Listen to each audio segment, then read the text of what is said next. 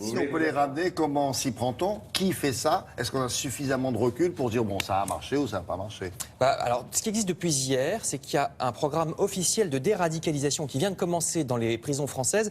Je dis bien dans les prisons. Pourquoi c'est important? Parce que c'est une prise de conscience qui vient de Charlie Hebdo, les attentats d'il y a un an. Vous allez voir pourquoi.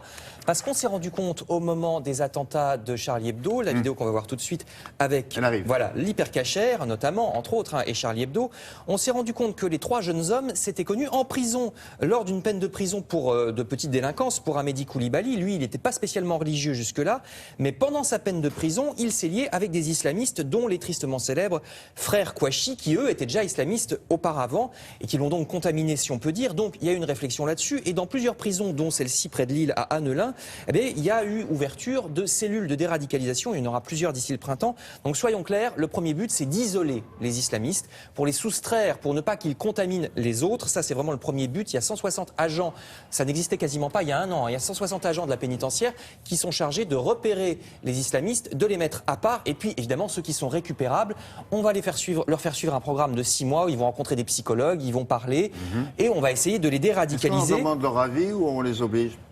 C'est obligatoire, mais seulement pour un certain nombre de gens. Donc pour l'instant, c'est vraiment très expérimental. Ils peuvent bien dire non, moi je veux pas suivre le programme. Oui, ils peuvent dire oui, j'y vais, puis ne pas en penser un mot. Oui, et on essaie justement aussi non seulement de les convaincre, mais aussi de comprendre ce qui se passe dans leur tête. C'est ça aussi qui est important. Alors faut pas se mentir, vous venez de l'évoquer, pour l'instant on tâtonne. Comment être sûr que ça marche? Alors il y a 2 ou 3 pistes pour l'instant. Regardez d'abord ce que fait l'association française des victimes du terrorisme. Elle montre aux djihadistes des vidéos de gens qui ont perdu leurs proches pendant les attentats. Il s'agit de toucher, plus que de raisonner, de toucher les islamistes. Ça passe plus par les sentiments que par la raison. Vous voyez, une jeune fille qui a perdu un proche dans un attentat, donc on essaye ça. Alors le problème, c'est que ça ne marche pas toujours. Par exemple, ce qui se passe en Grande-Bretagne, ce monsieur-là, il a été emprisonné pendant 8 ans, pareil, pour des faits de délinquance. Il s'est radicalisé en prison, il a suivi le programme de déradicalisation, mais dès qu'il est sorti de prison, il a retrouvé ses copains islamistes. On l'a retrouvé quelques jours plus tard dans une manifestation islamiste. Donc tout ça pour dire que même avec les programmes anglais qui sont plus anciens que les nôtres, ça ne marche pas toujours forcément. Alors voilà pour ce qui se passe en prison. Il ne faut pas oublier que ce qui est sans doute plus efficace et qui existe aussi depuis quelques mois en France, c'est d'agir avant la prison, d'agir notamment auprès des jeunes. Vous allez reconnaître certainement une dame qui s'appelle Latifa Ibziaten, qui est la mère d'une des victimes de Mohamed Merah. Elle intervient depuis des années auprès de collégiens parce qu'il est important d'agir dès le plus jeune âge. C'est plus efficace, pense-t-on, que de déradicaliser des gens plus âgés qui sont déjà en prison, qui sont déjà du côté de l'islamisme. Il y a aussi...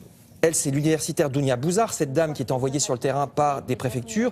Il y a aussi, depuis plus récemment, des responsables musulmans, comme ce congrès qui a eu lieu le week-end dernier en Haute-Savoie. Ils insistent sur le rôle des familles ou des mosquées de quartier qui doivent s'occuper très très tôt des jeunes plutôt que de les laisser à eux-mêmes. Donc voici ce qui existe. Pour ce qui est du programme qui a commencé depuis hier dans les prisons, on est au tout début, donc on ne sait pas si ça va marcher. Ce que je peux vous dire, c'est qu'il n'y aura que 100 places qui vont être déployées peu à peu d'ici ce printemps, alors qu'on pense qu'il y a au moins 700 à 2000 détenus radicalisés en France. Tout ça au jugé, évidemment, puisqu'on ne peut pas vraiment savoir. C'est plus 2000 que 700. Oui, on dit entre 700 et 2000, rien que l'énormité de la fourchette doit vous indiquer qu'en fait, on ne sait pas vraiment très bien ce qui se passe. Il faut un peu de recul, effectivement, pour savoir si c'est efficace. Et puis affiner, parce qu'on ne sait pas dans quel sens. C'est aussi à ça que sert ce programme qui commence depuis hier. Merci beaucoup pour cet éclairage. La météo maintenant avec Nathalie Rieu.